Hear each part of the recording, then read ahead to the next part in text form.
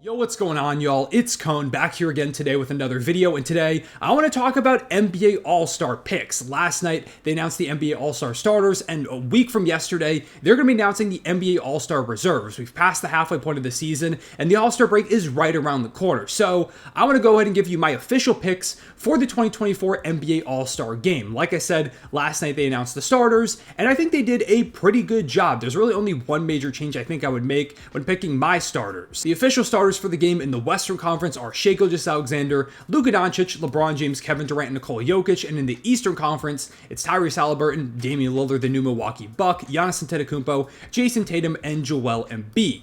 I think they got the Western Conference exactly how I would have picked it. The Western Conference guard spots were pretty much locks. Shai is a top 3 MVP guy. He's the best player on a team that's been battling back and forth for the 1 seed all season. He's putting up over 30 points per game, over 5 boards, over 5 assists, over 2 steals. Incredibly efficient. I could rave about him for this whole video if I wanted to, but he deserved to be on this list.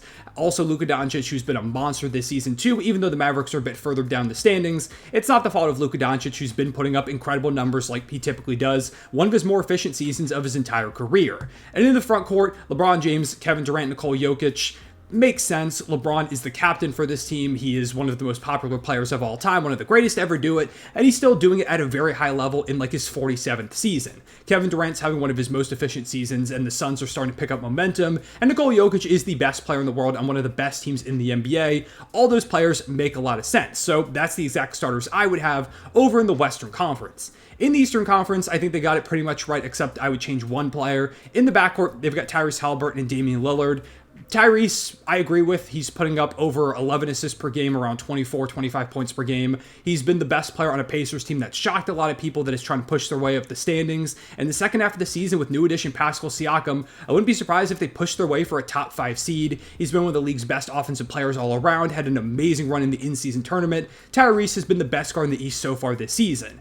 As for Damian Lillard, though, it hasn't been the best start to his Bucks career. I wouldn't have him as a starter here. For me, it has to either be Jalen Brunson or Donovan Mitchell. I think one of those two guys would have been my pick to be the starter, and I think I slightly lean Donovan Mitchell just because of what he's done so far this season while missing Darius Garland and Evan Mobley for a majority of it, still putting up ridiculous numbers. The Cavs are one of the hottest teams in the league while missing 2 of their top guys. So for me, Donovan Mitchell should be starting in the backcourt alongside Tyrese. I wouldn't be mad at you if you said Jalen Brunson either, but Donovan Mitchell's the guy kind of leaned. As for the front court, Giannis, Tatum, and Embiid, there's no arguments there. I think those 3 guys are going to be the consistent front court all-star starters in the East for a very long time. As long as those 3 are in the East, it's very unlikely anybody takes their all-star starter spot away from them. They're just the best 3 front court guys easily in that conference right now. So my starters would be basically the same as the NBA's official ones, just put Donovan Mitchell in for Damian Lillard instead.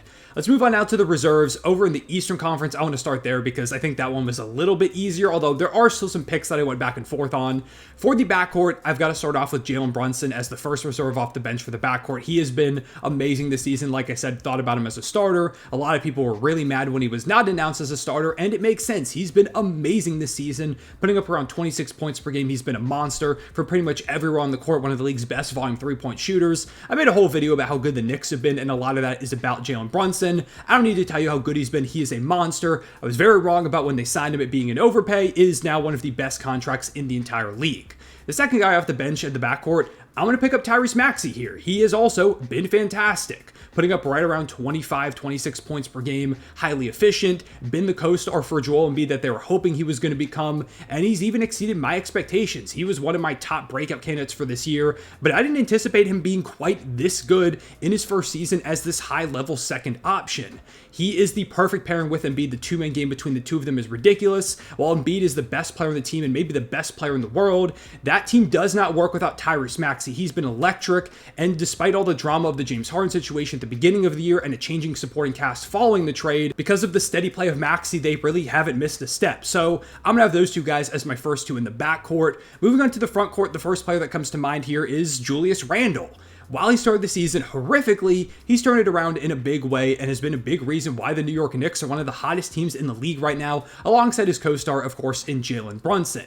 Randle isn't the most efficient player out there, but he does a little bit of everything, plays some pretty solid defense, is one of the best interior bullies in the entire league. Love him or hate him, I do think Julius Randle probably has to be on this all-star team. Next guy I want to go to is Bam Adebayo. He slowed down a little bit from the beginning of the season, but he still played like a monster so far. One of the NBA's best defenders, putting up a career high in terms of points per game, been a lot more aggressive, which is great. This is what I was hoping to see from Bam Adebayo. He's been their best player so far this season. And while the Heat have started to slump a little bit, overall in the season as a whole, I think Bam Adebayo is very worthy of this spot in the All-Star game. The last guy I went with in the Eastern Conference frontcourt reserves is Paolo Banchero. While the Magic have slipped down the standings quite a bit from the beginning of the season, they're still a top 8 team in the Eastern Conference. They're above 500, and Paolo's been as steady as ever. He's giving you 22.5 points per game, rebounding well, playmaking, playing really high-level defense. He's one of the bigger reasons why the Magic have been one of the NBA's best defenses so far.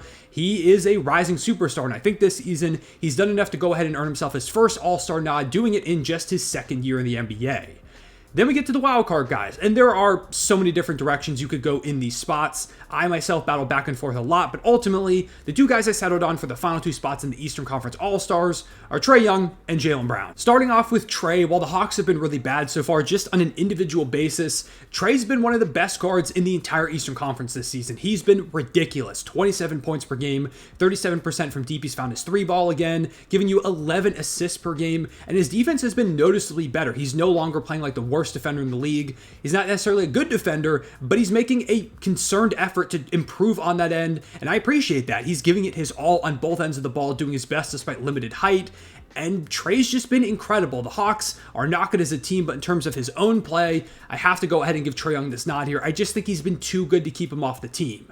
And then finally, like I said, I've got Jaylen Brown. The Celtics are way too good to not have two All-Stars. JB has been their second best player for a majority of the season, not quite putting up the ridiculous numbers that he did last year, but he's sacrificing a lot with a lot more talent on the roster, and he's been just as effective as ever. I love what JB has brought to the table. I feel like he's kind of flown under the radar, and if you took a look at the numbers and watched him play, you'd be pretty impressed by a lot of the stuff that Jaylen Brown is doing this season. So I went ahead and gave him the final nod, which means we've got a lot of guys that end up getting snubbed. Honorable mentions include Damian Lillard, who just, I don't think is having a better season than any of the other guards I put on this team. It hasn't been one of Dame's best seasons. He struggled with efficiency. His defense is some of the worst in the NBA right now. Maybe it'll get better with a new coach coming in Doc Rivers. Just hasn't been playing up to the typical Dame standards so far this season. While he's a starter for the NBA, doesn't end up making my ballot. Scotty Barnes, I really want to put Scotty on this list. I think he's all-star caliber. If he ends up making the team, I wouldn't be surprised whatsoever because he's been great. I just think his stats aren't quite as good as some of these other guys, and his team is a lot worse than the players I put on here, so Scotty ends up missing it. Jared Allen and Miles Turner have both been great so far this season. Want to give them shout-outs. Pascal Siakam, the new Indiana Pacer, also having a great year, just doesn't quite make the cut. Jimmy Butler has missed a lot of games, and I think has been a little bit worse than some of these other front court guys. Franz Wagner, having a good year, shout-out to him. LaMelo Ball might be in this conversation if he was able to stay healthy, but the Hornets also have like 10 wins, so maybe not. And then finally, I want to give a shout to Derek White, Kristaps Porzingis, two other guys from the Celtics that I could see making it onto this list because they've also both been fantastic, but I do end up giving the nod to Jaylen Brown just a little bit over these guys for my personal list. So those are my NBA All-Star reserves: Tyrese Maxey, Jalen Brunson, Paolo Banchero, Julius Randle, Bam Adebayo, Trae Young, and Jaylen Brown. Now let's go ahead and talk Western Conference reserves. First up, I've got Anthony Edwards in the backup backcourt. He's been the best player on the best team in the West so far this season, giving you around 26 points per game, some really high-level defense. He is a rising superstar. He's shown what he can do in the playoffs. He's leveled up now in the regular season. I can't wait to see what he does in the playoffs this year, and he's done more than enough so far to earn himself an All-Star nod last year, making it on as one of the last guys. I believe he was an injury replacement.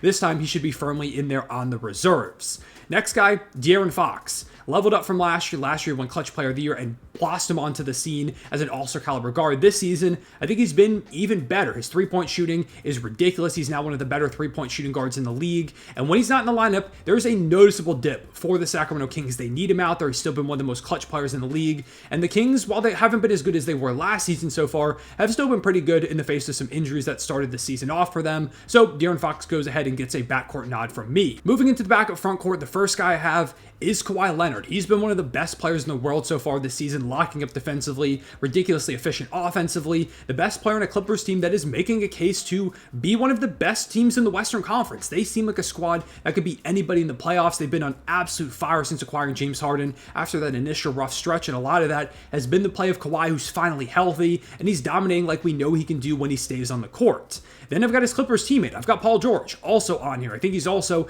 been fantastic, a two-way player so far, shooting over 40% from three. Curry, getting them a lot of big buckets. I know against my Oklahoma City Thunder, he torched us in the fourth quarter of our recent game against them. PG's been fantastic. I think the Clippers wing duo goes ahead and earns himself both all-star nods. Rounding out the backup front court, we've got another guy in LA in Anthony Davis. Playing at a depoy level, averaging right around 2.5 blocks per game, shooting 56% from the field, giving you 25 points per game, 12 boards, 4 dimes. He's been a force for the Lakers. While the team has struggled, it's not been because of him or LeBron James, who have both been amazing. And AD is an argument at this point for being the most impactful player on this team. A big reason why their defense has held up the way it has, which is one of the only things holding them together in the Western Conference play-in race at the moment. This leaves us with just 2 spots left in the Western Conference with the wild cards. The first guy I've got is Steph Curry. While it has been kind of a down year for Steph and the Warriors are really bad so far this season, a down year for Steph is still really, really good. 27 points per game, 45% from the field, 40% from deep, giving you 5 assists per game, 4.2 boards.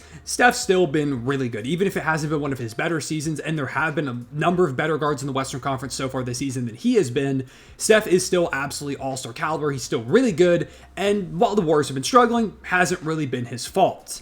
Then the last guy on the list, I've got Devin Booker. While he's missed some games here and there, I think Book has played plenty enough to go ahead and make this list. He just had a monster game recently, and D-Book has been incredible for the Suns, as, like I mentioned with Kevin Durant earlier, the Phoenix Suns are starting to turn things around, giving you 27.2 points per game, 5 boards and 7.5 assists, 50% from the field, nearly 40% from deep, just had a 46 piece against the Mavericks. Book has to be on here. It's 6 guards that go ahead and make it onto the Western Conference All-Star team, but I think they're all very deserving. The Western Conference guard spot is maybe the most stacked conference positional group that I've really ever seen, because there are still a number of guards that don't end up making the team at all that probably would make it in a lot of other eras, and that's not even talking about the front court guys. Like, the Western Conference snubs this season are kind of insane. These honorable mentions include Chet and Wemby, 2 rookies who've been playing at an all-star level, but the NBA is just too stacked right now for either of them to make it. Alperen Şengün, been amazing this season for the Rockets. Would have loved to see him make an all-star nod in his 3rd season, but ultimately Şengün ends up missing the cut. Domantas Sabonis